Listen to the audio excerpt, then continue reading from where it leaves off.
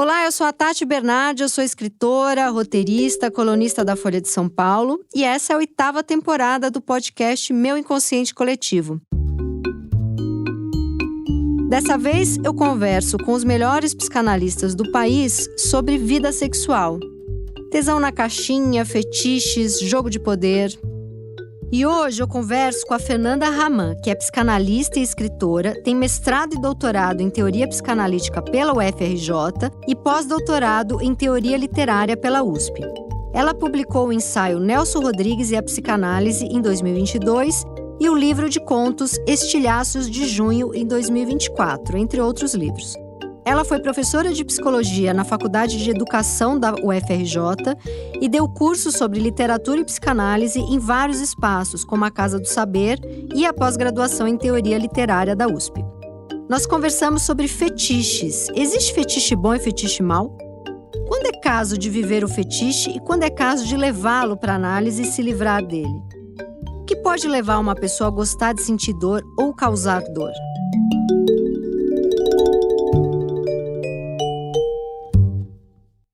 Fernanda, a gente pode pensar em fetiche bom e fetiche mau? Adorei essa pergunta, porque... Tipo, seio bom, seio mau. Não, porque para psicanálise não dá para pensar de um jeito maniqueísta, né? Do bem e o mal. Que isso é muito mais uma questão moral do que uma questão clínica, ou mesmo uma questão sexual para psicanálise, né? Eu acho muito bom essa coisa seio bom, seio mal, porque você traz uma referência da Melanie Klein.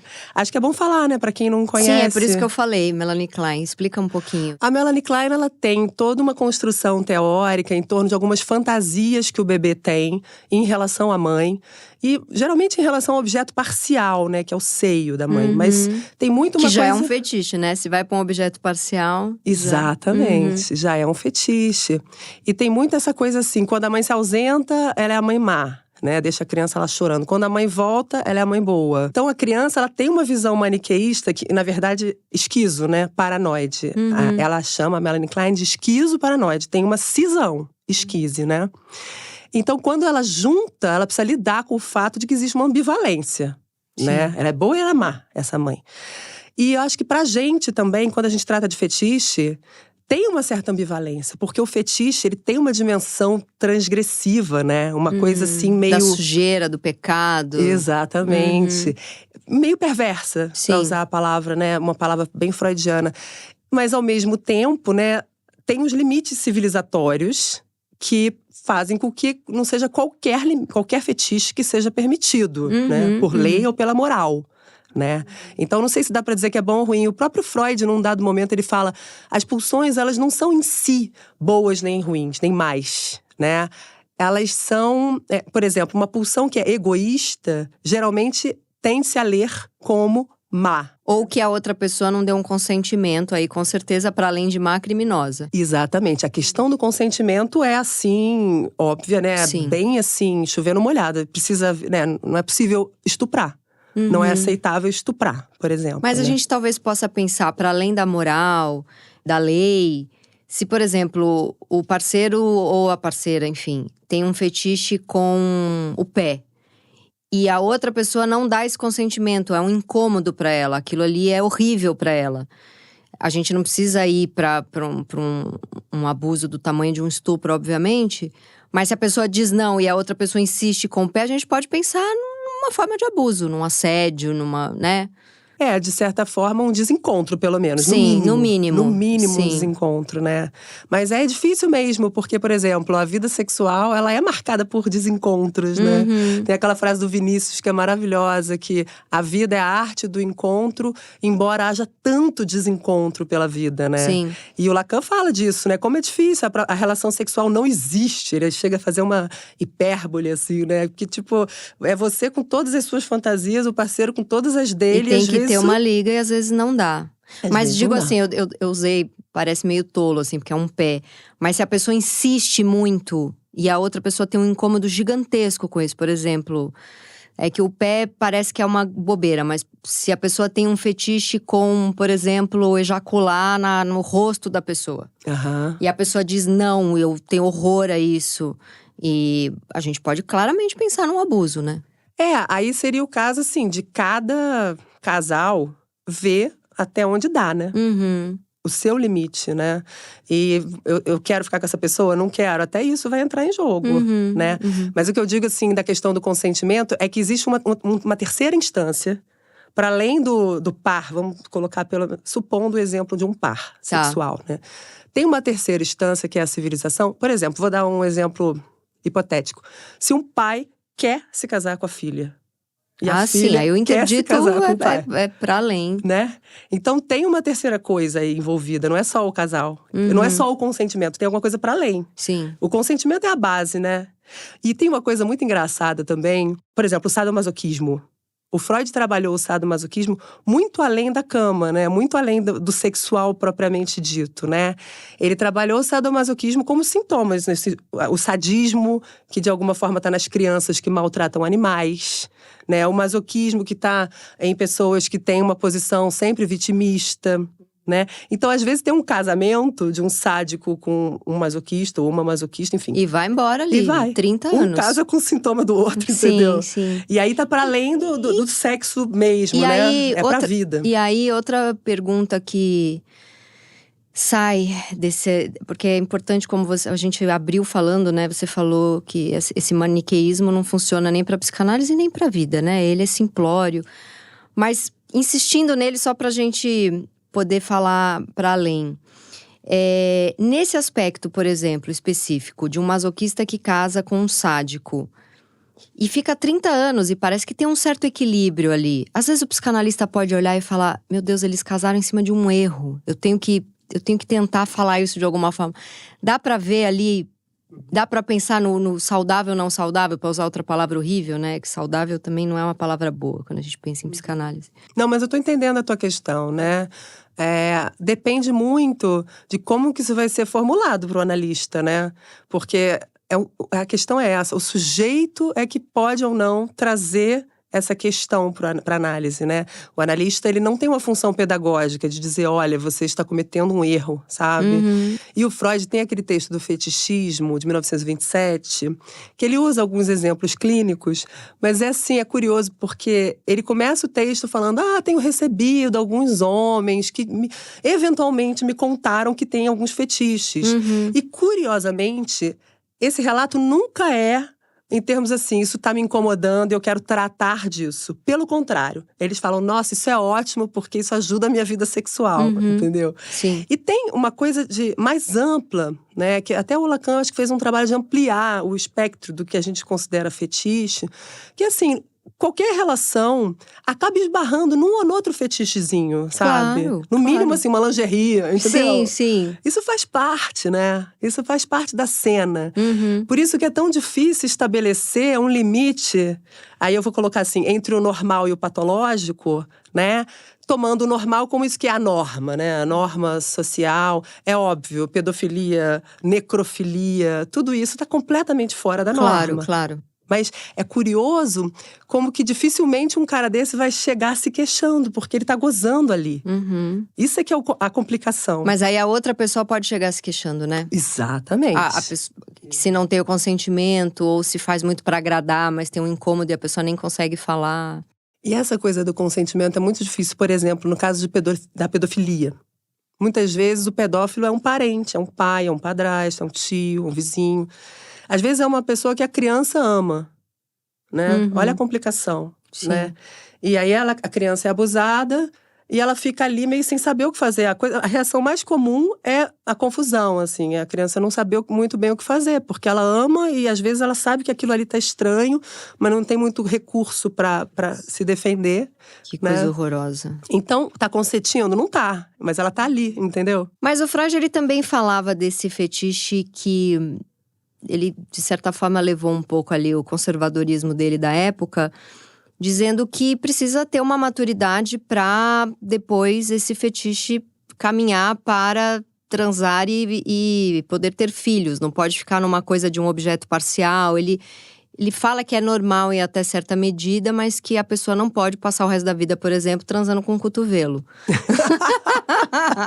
Que precisa ter uma constituição familiar, né? Ele não usa essas palavras, mas a gente entende que ele tá dizendo amadurece aí, né? Tem um corpo todo ali. É uma coisa muito louca, assim, porque o Freud, ele tá desbravando um campo que não existia antes dele, você imagina? A gente já recebeu o caminho aberto, né? Por ele, e depois pelo Lacan e outras pessoas, né? Pra ele também era muito difícil. Você vê a escrita dele é toda… Às vezes ele vai se corrigindo, ele vai voltando atrás. Então esse esforço que ele fazia pra dizer o que é normal, por exemplo, essa coisa de… No fundo, a sexualidade normal deve conduzir a família nuclear, filhos. mamãe, papai, filhinho. Ao mesmo tempo, parece ter uma tensão intrínseca ao texto dele. Que se você vê, por exemplo, os 3 ensaios sobre a teoria sexual, que é um dos meus favoritos. Sim, é a base de tudo. É maravilhoso. Eu até recomendo para quem quiser começar a estudar psicanálise, ler primeiro a interpretação dos sonhos e depois os 3 ensaios, que são quase escritos juntos, assim. Os 3 ensaios, o primeiro ensaio é sobre as perversões sexuais, né? Aquilo ali é maravilhoso, é uma obra-prima. Quando eu li aquilo pela primeira vez, faculdade de psicologia, graduação, eu falei, gente, esse homem é um louco. Esse homem é um tarado. O que ele tá fazendo? Uma lista de perversões, sabe? Zoofilia, necrofilia, cropofilia, sabe? Quem gosta de cocô. Eu falei, que isso, sabe? E naquela época, né? 1905. Sim. Tem 120 anos, E eu amo que ele deixou pra lançar na virada, que era pra ser o livro do século, né? A interpretação dos sonhos. Foi na interpretação dos sonhos. Mas ele tinha autoestima, né? Não, vamos, ele escreveu antes, mas vamos lançar ali depois, que é pra poder ser o livro do século. E olha só, premonitório, né? Porque é um livro muito importante. Sim, muito. Mas eu acho muito interessante porque ele fala, olha só, isso aqui são perversões, tá? Essas coisas todas que eu tô listando. Porém, existe alguma coisa própria da pulsão disruptiva, que é transgressiva por si só. Por exemplo, né, a ideia de perversão, essa palavra para a psicanálise, ela tem muito a ideia de um desvio da meta sexual e do objeto sexual, né, que é uma coisa do ser humano, que os bichos não têm. Os bichos só copulam para reproduzir, ponto. Mas os bichos dão ali umas puxadas, dão uns tapas, umas mordidas. Será que aquilo ali… Você tá falando de cachorro? Não, tem outros bichos que fazem isso também, né? Que vão transar, morde a orelha. Interessante. Talvez seja ali um fetiche. Será que é tipo um fetiche? Eu acho. Ou será que a gente tá lendo lendo Ou é apenas um fetiche? sexo animal? Apenas um sexo animal. Eu acho, assim, importante marcar, por exemplo, o beijo na boca. O beijo na boca é a coisa mais normal. Seria estranho transar com alguém sem beijar na boca. Sim. Eu acho, sei Sim, lá. também. É onde começa ali a dar vontade. Né? O beijo na boca, nessa perspectiva, é uma perversão. Por quê? Ele não serve nada para reproduzir. O aparelho reprodutivo da mulher, por exemplo, é vagina, né, útero, não sei o que, não. O beijo na boca, a boca é outro órgão, ela não faz parte do aparelho sexual humano, ela faz parte do aparelho digestivo. E tem criança que pergunta se engravida beijando, né? Exato. É esse orifício que vira uma zona erógena, né? O Freud trabalha muito esse conceito de zonas erógenas. O corpo inteiro é sexual pro Freud, né? Não é só o genital. Então a gente perverte o orifício de entrada do tubo digestivo. A gente perverte a meta de procriar, né? E a gente toma anticoncepcional porque a gente não transa pra procriar. A gente transa porque a gente quer prazer. A gente transa Tudo por prazer. pervertido. Tudo no fetiche. Todo mundo no fetiche.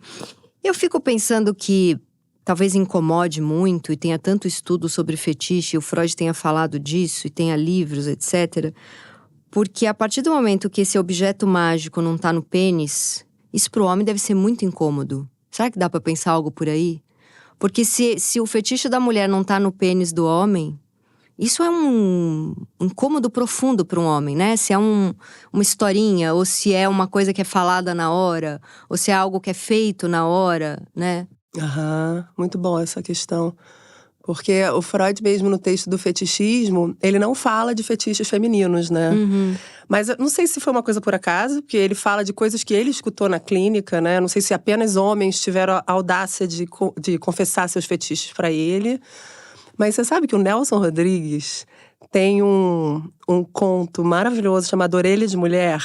Eu não conheço, não. Nossa, é um conto da vida como ela é, né? Que é assim, é uma mulher, né, que trabalha com um cara. Aí o cara apaixonado por ela, na repartição, né? Essas coisas do Nelson na repartição. E o cara não sabe como é que vai chegar nela e tudo. Aí dá um bombonzinho pra ela. Aí ela fala merci, mas não dá muita bola. Aí o amigo diz pra ele assim, cara, quer uma dica? Vai na orelha que ela fica louca. Aí eu nem sei como esse amigo sabe disso, mas enfim. Aí ele dá um jeito de sair com ela e na primeira oportunidade ele vai na orelha dela, dá uns beijinhos, não sei o quê. Aí ela se derrete, se apaixona, parará, parará. Aí eles se casam. E, gente, 1900 década de 50, eu não lembro a data exata. Casamento era meio que pra vida toda, né? Salvo raras exceções. Então eles se casam, aquele negócio pra vida toda. E na noite de núpcias, ele corta a orelha dela. E ela grita, cortaram minha orelha, eu não sou mais mulher. Nossa. Cabo conta, assim, com essa frase dela. Maravilhoso. É isso. É impressionante. É impressionante, ele entendeu tudo. Ele entendeu tudo. Ele entendeu tudo, porque agora chega agora vamos direto ao assunto aqui, não tem mais orelha. E não tem Só esse objeto causa de desejo, né? É. Esse objeto que suscita o desejo dela. É praticamente uma mutilação genital. Genital. Ele faz com ela, que é terrível, uma coisa horrorosa. E aqui vale a pena abrir um parêntese. Gente, o Nelson não está dizendo que isso é legal. Claro, né? Porque as pessoas atacam muito o Nelson como se ele estivesse dizendo assim, isso aqui é bacana, então eu sou misógino. É muita ignorância para ler, né, um texto. É justamente uma… Não à toa você estuda Nelson com psicanálise. Tinha muito pra psicanálise ali, né? E ele não gostava do Freud, né? Mesmo com a resistência, mas eu acho vai. isso incrível, porque Clarice Lispector não tava nem aí pra psicanálise, é absolutamente psicanalítico o texto. Annie Ernaux fala que não tá nem aí pra psicanálise, é absolutamente psicanalítico. Marguerite Duras tirou sarro do Lacan, né? Quando ele ficou louco lá com… Como chama aquele livro? O Arrebatamento. O Arrebatamento. Ele escreve um texto sobre isso e ela… sei lá o que você tá falando, não escrevi pensando nada disso, né? E são os textos mais psicanalíticos e são as pessoas que dão uma ignorada ali. Mas você contou desse… Você falou agora desse conto e eu penso nisso, né? Nessa mulher que tiraram o fetiche dela ali, a zona erógena dela. Mas nesse homem também que fala… sei lá, a gente pode pensar num homem machista, conservador da época que diz, bom, agora eu quero ir pra procriar, não vem mais com… Exatamente. Não vem mais com zona erógena pra mim. Ele pode sentir desejo, ela não. Essa que é a questão, tem né? isso também. Ele tá com o falo dele ali no lugar. Não venha roubar o lugar do meu falo, né? Nossa, muito, muito bom. Quero ler aqui uma frase do Freud. A situação só se torna patológica quando o anseio pelo fetiche passa além do ponto em que é meramente uma condição necessária ligada ao objeto sexual e efetivamente toma o lugar do objetivo normal. E mais quando o fetiche se desliga de um determinado indivíduo e se transforma no único objeto sexual. A primeira parte dessa frase foi o que a gente falou, né? Que possa caminhar para uma maturidade ali segundo Freud, né, de constituir família e procriar, etc. Mas essa segunda parte aqui, e efetivamente toma o lugar do objeto normal e mais, quando o fetiche se desliga de um determinado indivíduo e transforma no único objeto sexual. O que a gente pode entender dessa segunda parte que sempre me pegou? Eu não sei, eu acho que ele tá pensando quando o fetiche se coloca como substituto, né, do pênis, por exemplo. Porque ele tá falando dos homens, né? Então, eu fui procurar sinônimos ou como que o dicionário explica fetiche e tem lá objeto mágico. Eu achei isso tão… maravilhoso, feitiço. Achei tão interessante ter o objeto mágico. E aí eu fiquei pensando na castração. Sim. Porque… se tá mágico, não tá num lugar, né? Não tá num lugar… Só de chamar o pênis de falo já virou um objeto mágico. Porque o falo pode estar em qualquer lugar. Exatamente. O falo pode estar na mulher, o falo pode estar numa frase, numa cena, né? O falo é fetiche, né? Exatamente. Até o Lacan aproxima muito o fetiche da condição do objeto A, né? O objeto causa de desejo. Que é a orelha da mulher. Que é a orelha da mulher, que pode estar aqui, ali, né? Ou seja, o falo estava na orelha, por isso que esse homem capa. Exatamente, é uma castração. É o meu, é uma castração. Sim. Não é à toa que o Freud estudou loucamente. E ele, quando ele tá falando de fetiche, é no momento em que ele fala de perversão também? A primeira vez que eu me lembre de ter lido, né, em termos cronológicos, é nos 3 ensaios. Quando ele tá listando essas perversões todas e ele fala do fetiche. E ele fala, é muito louco, porque é um pouco ambíguo ali. Porque ele tá tentando descobrir um negócio que nem ele tá entendendo direito. Ele vai tateando. Então ele fala, não, até esse certo ponto pode ser normal, até outro ponto, não sei. Ele vai e volta aí, né? Mas o Lacan, ele amplia muito mais essa questão do fetiche, né? Porque, por exemplo, ele trabalha, eu acho genial, inclusive, ele trabalha com o Marx, o fetiche da mercadoria. Como que o capitalismo cria objetos para o nosso desejo. Ele fala da mais-valia, né? A mais-valia, que ele vai articular com o que ele chama de mais de gozar. Quer dizer, o capitalismo está o tempo todo criando objetos e nos oferecendo para o nosso gozo, né? Para a gente poder gozar desses objetos. A gente, às vezes, quer aquela bolsa, aquele sapato, aquele carro. Aquela pessoa que não consegue se fixar numa relação e precisa de mais, e aplicativo de paquera, de sexo, a gente pode pensar num fetiche também, né? Sim. Porque não se fixa. Mas essa palavra fixa, ela sempre me pega, porque também eu queria lembrar um pouco com você. O Freud, ele fala que o fetiche, ele tá fixado numa fase… Pode ser em todas as fases ou é mais na fase final que o fetiche… Ele articula com a cena edípica, né? Ele diz que o fetiche, pro homem, né? O fetiche é um substituto do falo da mãe, né? Que a questão é que quando o menino se encontra com o fato de que a mãe não é fálica, que ele achava aquela mãe poderosérrima, e ele vê que ela não tem o piu-piu, né?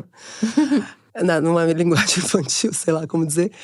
Ele fica desesperado, porque ele pensa, bom, se ela não tem é porque talvez tenham cortado, e talvez cortem o meu. Então, tem um e a menina, se ela não defesa. tem, é porque minha mãe é castrada e eu também sou. Isso, e ela não me deu, né? E aí, isso coloca o sujeito numa certa angústia de castração, né? Em que ele vai querer se defender disso. E aí né? o fetiche nasce assim? Aí o Freud chama de… ele recusa a castração da mãe. E aí que algumas pessoas chamam de denegação. Tem o desmentido também. O desmentido. Hoje tem uma discussão sobre essa tradução, tá? Mas a ideia é o seguinte, no fundo ele sabe que a mãe é castrada, mas eu vou colocar esse objeto no lugar pra fingir que não. Entendeu? Só que eu acho, é difícil, E aí né? a gente pode voltar no objeto mágico. Exatamente. Ele inventa uma historinha pra aquele buraco ali, pra parecer que… É muito bonita essa coisa do feitiço, né? Um objeto que me enfeitiça. Muito bonito. É quase o nascimento da literatura. Vou inventar aqui uma história pra se cortar o vazio da vida, né? Um pouco… É uma criatividade ali. É o fetiche nascendo numa necessidade de… Interessante, né? Porque a gente angústia. começa assim com medo do fetiche, né? Daqui a pouco a gente tá amando. Daqui a pouco a gente já tá… Fetiche é literatura, é libertação, é arte. Viva o fetiche! Mas é bonito mesmo, né? Se a gente pensar que nasce assim. É criativo, no mínimo. É muito, muito. É como se o fetiche se estabelecesse como um depositário da libido em uma fase específica desse desenvolvimento psicossexual. E aí a gente pode pensar então que nasce na fase mais fálica, fase fálica. Mas quando ele diz que tá fixado, que a pessoa pode estar fixada na fase anal, por exemplo, ou na fase oral, aí ele não chama de fetiche. Porque ele também tem ali os preconceitos dele com sexo anal, né? Em alguns textos. O Freud, gente, vamos lembrar. Ele é uma pessoa do século XIX, né? Ele morreu em 1939, entendeu? A gente não pode ignorar esse fato. Né? O que era norma na época do Freud, né? Era você ter ali a família, mamãe, papai, filhinho, entendeu? Depois o Lacan é outra história. Mas também não dá pra misturar muito a biografia com a teoria, sabe? A gente tem que tomar muito cuidado com isso. O que eu acho interessante da gente pensar é que, por exemplo, o Freud, ele vai tentando empurrar as coisas pra essa coisa da família, né? Mas o Lacan, ele abre. Assim como a sexualidade é muito aberta, não se reduz à genitalidade, né? A sexualidade humana envolve 1000 coisas. O boi e a vaca é sempre o boi e a vaca, e quando ela tá no cio. O ser humano, não. Pode ser boi com boi, vaca com vaca, né? No caso, sim. entendeu? Tipo, 7 bois e uma vaca, 14 vacas e um pobre e boizinho. não precisa estar no cio, às vezes até melhor que não esteja, né? Então é tudo desviante, né? Nisso aí. Só que é isso, existe esse jogo de forças entre a perversão, que é a perversão da pulsão sexual, que ela já é perversa e polimorfa, como diz o Freud, né? Ela é desviante e ela tem várias formas. Mas o polimorfo ele usa só para criança ou pode ter? Não. A gente tende a ler isso como uma caracterização da sexualidade. Do começo ali, mais. Por quê? Porque o caráter infantil, ele permanece em nós. Então, essa sexualidade infantil que a criança, quando era pequena, adorava estimular a boca. Depois você vai beijar na boca e vai recuperar. Ou vai beber, ou vai fumar e pode ter algo prazer, de sexual né? aí. Então, continua. O polimorfismo tá ali no teu corpo, marcado, como se fosse um botão. O nosso corpo, à medida que a gente vai vivendo, ele vai sendo marcado. Principalmente na infância, né? Que é o momento de constituição do sujeito. Mas especificamente quando ele fala dessas fixações nas fases, né? Então, a pessoa fixada na fase oral, por exemplo. O que é esse sujeito hoje, em vida adulta? E a gente pode pensar algo de fetiche por aí? Esse sujeito pode se manifestar de várias formas, né? Ele pode… Ser um alcoólatra, por exemplo? Claro, um alcoólatra. A primeira coisa que eu pensei, algumas pessoas assim que tomam muitas medicações psiquiátricas. Olha, eu ia falar um ato falho aqui, pediátricas, meu Deus. Depois, elaborar isso depois, lá fora. Leva… Mas porque assim, a pulsão oral, ela tem a ver não só com a estimulação da mucosa, né? Ela tem a ver com o vazio interno. O Freud chama de canibalístico, né? Quando o bebê chupa o leite, ele se sente preenchido, né? Aquele prazer que desce quentinho, assim, né? E depois de chorar muito, cadê minha mãe? Sou sozinho no mundo, aquilo preenche. Total. Então, o que te preenche? Eu acho que isso tem a ver também com a capacidade de suportar a falta. E aí, eu acho que é para cada sujeito também, né? Ver se isso faz uma questão para si. Porque às vezes, por exemplo, estava conversando com uma amiga minha, que eu falei, gente, como você consegue escrever sem comer, ou sem fumar, ou sem beber? Porque são coisas… É muito angustiante a escrita, muito, né? Eu como feito uma condenada quando eu tô escrevendo. É desesperador. E tem que ser porcaria. Jura? Que tem que ser um negócio croque-croque que eu vou enfiando rápido na boca. Sabe? Eu não vou comer uma lasanha escrevendo. Exato. Não que pipoca. tem que ser um croque-croquezinho rápido. Que eu enfio, já digito. Exato. Porque escrever… Vou enfiando e digitando loucamente. Porque escrever ativa a angústia, né? O desejo, a falta. E aí você fica lá, eu preciso me preencher um pouco, sabe? É muito angustiante, né? Eu acho que quando você tem uma relação desejante com a escrita, né? Eu engordei 4 quilos porque eu tô escrevendo um livro agora. E tem que ser aí até a minha nutricionista falou, come pipoca que não engorda e faz o seu croque-croque que você gosta. Ela falou? Porque senão é aquele torradinha, salgadinha, não sei o quê. Cenourinha. Olha lá, cenourinha é uma boa. Tem que fazer o croque-croque. Vou analisar esse croque-croque depois.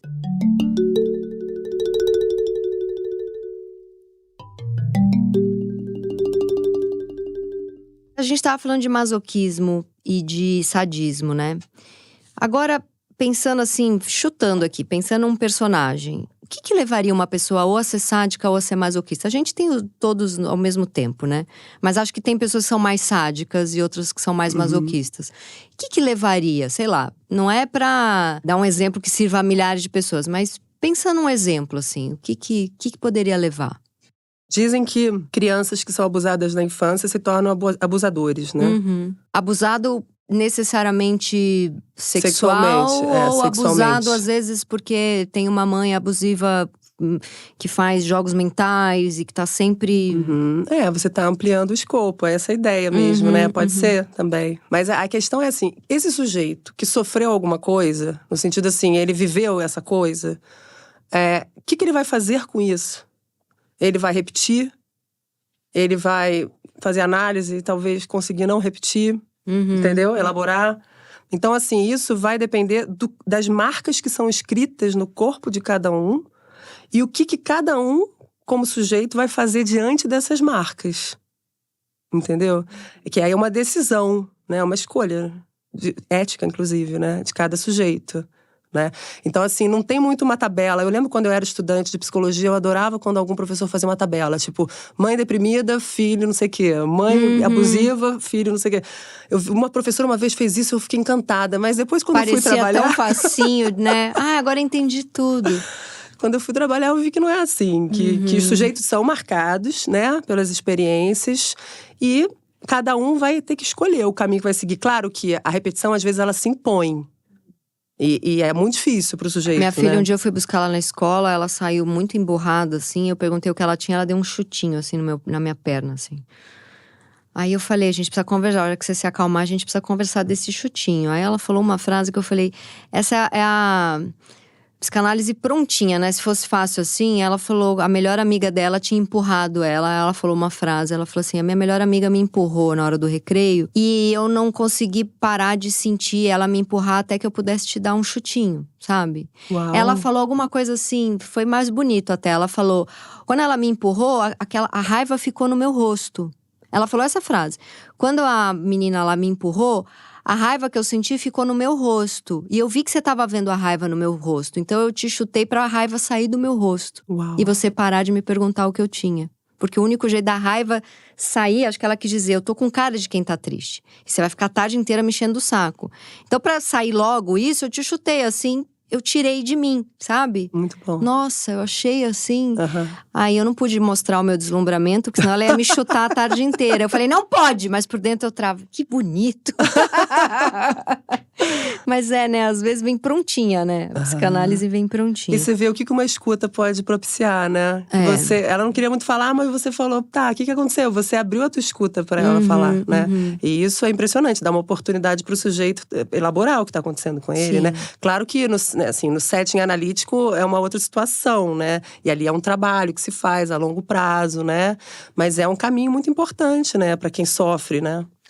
E se a pessoa, ela tem na vida adulta dela, ela tem um fetiche, o único jeito dela gozar, dela ter uma relação sexual, tem um jeito específico de transar, e aquilo é difícil para parceiros toparem, porque às vezes nem é… Às vezes é uma coisa esquisitíssima, sabe? O que essa pessoa faz com isso? Ela trabalha na terapia para abandonar isso, para ampliar o leque? Ela fica ali atrás de alguém que possa dar isso para ela? Porque às vezes Vou dar esse exemplo aí, que é uma pessoa que eu conheci ao longo da minha vida, que era uma pessoa que não ligava tanto pro ato sexual. O lance todo tava no seio. Era um homem que dizia assim, eu não tô nem aí, assim, pro meu pênis, pro ato sexual, meu lance todo tá no bico do meu seio. E aí é muito difícil uma mulher topar uma relação longa com um homem que não quer transar, que ele só quer que lidem ali com o peito dele, né? Que é um peito de homem ali, também não é um seio grande, maravilhoso de mulher. Não tinha nem muito o que trabalhar ali, era uma zona limitante, né? Mas ali o sexo pra pessoa tá ali num lugar específico. O que essa pessoa faz com isso? Tem duas opções, né? Ou ela vai encontrar alguém que tope, porque, gente, existem bilhões de pessoas no mundo, né? Vai ter sempre alguém topando. Bilhões de fantasias possíveis. Ou ela vai, se aquilo estiver trazendo muito sofrimento, ela precisa, né, tentar tratar disso, né? Precisa não, mas seria bom, né? Aí é que tá, é curioso quando o Freud diz, eu acho muito curioso quando ele diz que nenhum dos pacientes que ele ouviu falar de fetiche estava incomodado com seus fetiches. Eles não estavam. E aí eu fiquei pensando nisso, eu falei, bom…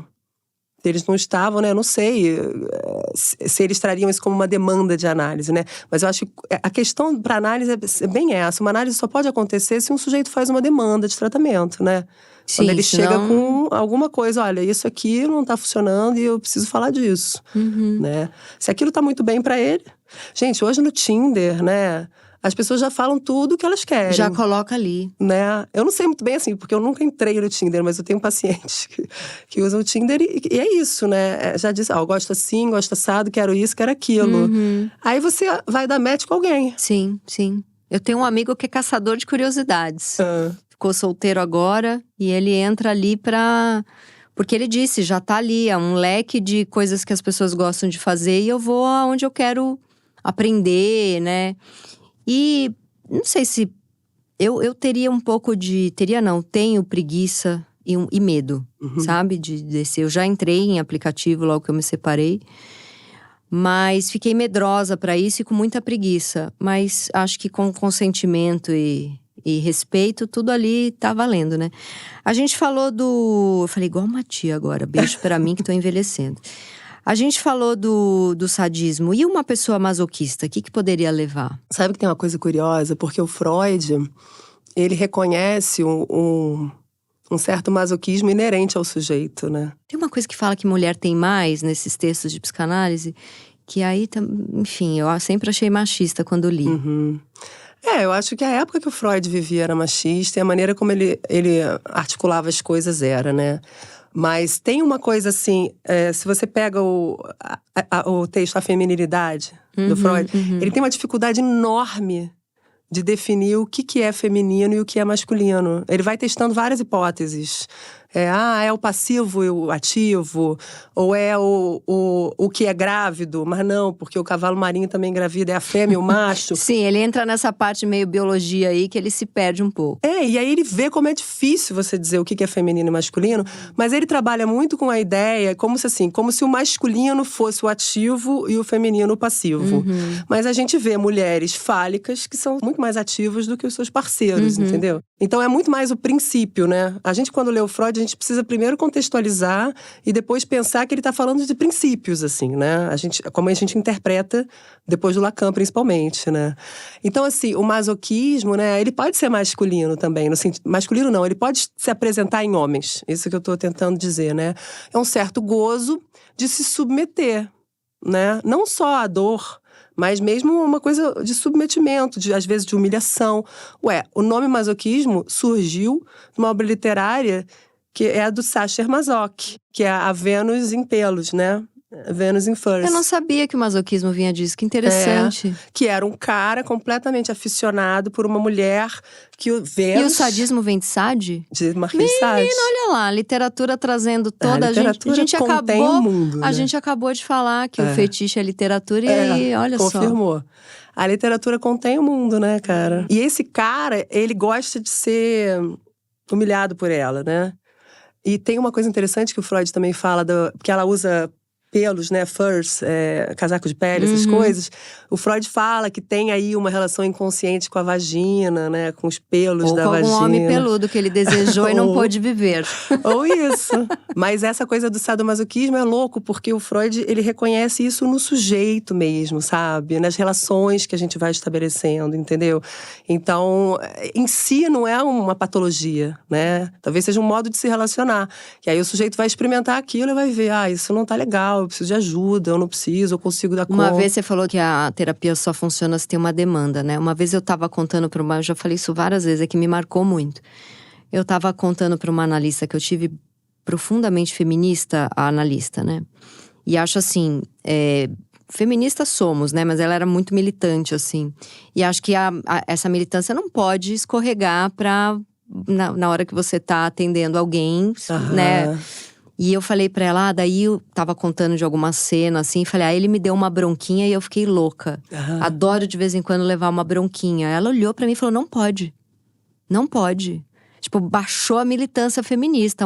Não, sabe? Você não pode ter tesão em cenas em que você tá subjugada ou diminuída. Ela veio a feminista e deixou a analista de lado. Eu não voltei mais. Eu falei, não pode, gente. Se eu tô com tesão na bronquinha, me deixa com tesão na bronquinha. Até porque eu passo o dia inteiro dando bronca. Deixa eu poder ter o meu equilíbrio, né? Exato. Agora, uma coisa que eu fiquei pensando… O que acontece com a pobre pessoa que ela é um erro de propaganda, que é o meu caso. Eu sou um erro de propaganda, porque assim…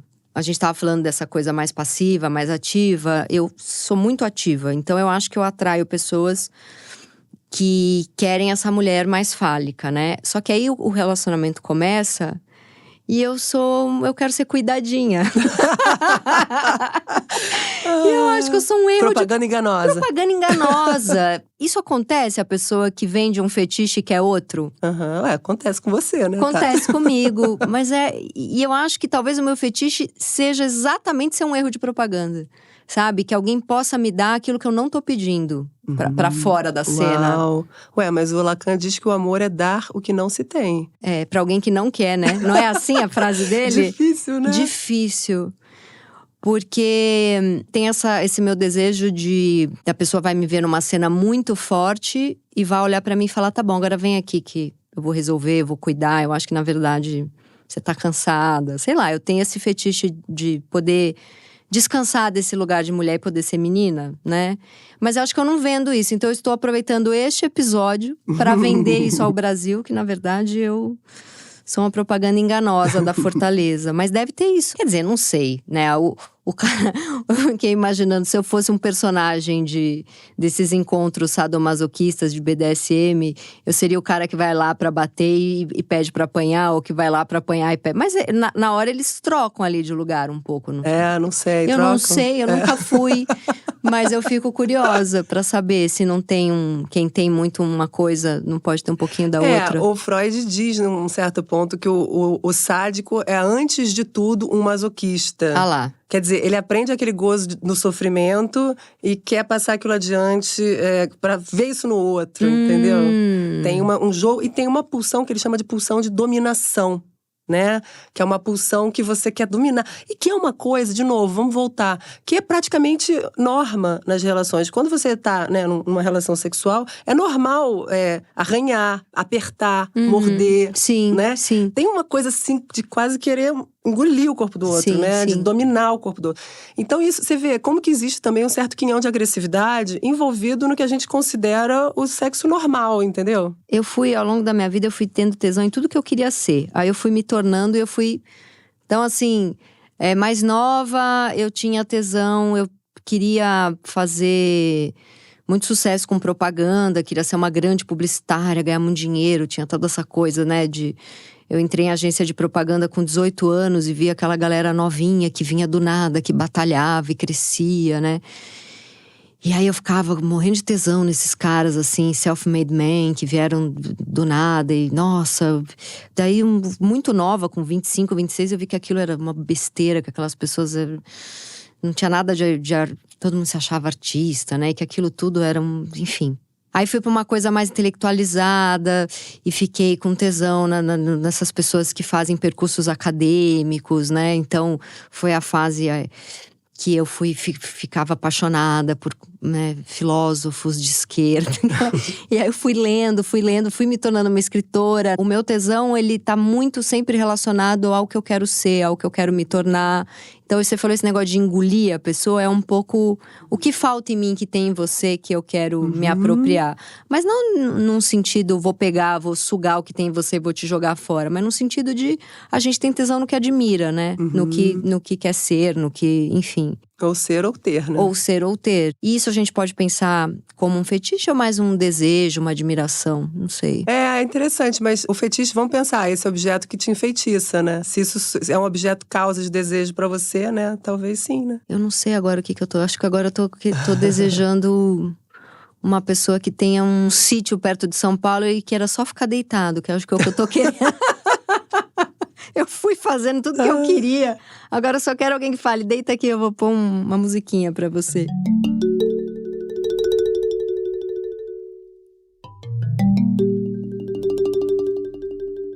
Pra gente encerrar, Fernanda, teve uma frase que eu li uma vez que mexeu muito comigo, que ela dizia que o fetiche não é o falo, mas o véu por trás do qual se deixa desenhar a possibilidade de sua presença escondida. O que a gente pode pensar a partir dessa frase? Esse véu que é como uma cortina, né? Uma coisa que mostra, esconde. É interessante essa ideia. Eu acho que isso mostra, assim, que o falo, é como você falou, né? Ele não está em lugar nenhum, né? Ele vai sempre se deslocar. Então, é quase como um lugar vazio, né? Esse objeto, causa de desejo. Pro Lacan, o objeto A é um lugar vazio, onde você vai colocar alguma coisa ali. Você, né, inconscientemente, tudo isso são processos inconscientes, né? Como você falou, muito interessante o seu relato, né? Que aí primeiro era assim, depois era assado. Quer dizer, esse lugar, no fundo, é um lugar vazio, né? Que vai se deslocando, né? Existe aí um movimento metonímico para voltar para a literatura, né? Para uma figura de linguagem que vai se deslocando. Quer dizer, é bonita essa ideia do véu que abre, que fecha, que mostra, que esconde e que também pode se deslocar, justamente, pode se modificar. E a gente pode pensar no fetiche… Você já disse que a gente pode pensar pela psicanálise o fetiche muito além do sexo, fora do sexo.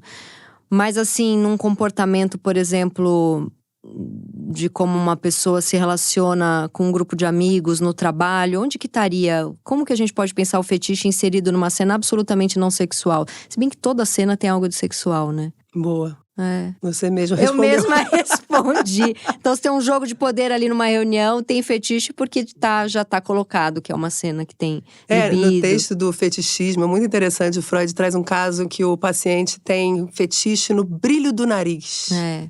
E que, na verdade, é uma tradução do alemão, né? De glance, porque ele morava na Inglaterra, né? Aí, para ele, era a palavra glance, que na verdade tinha a ver com como se fala em alemão, brilho, né? Sim. Ou seja, tem uma relação do olhar com aquilo que despertava o desejo dele, né?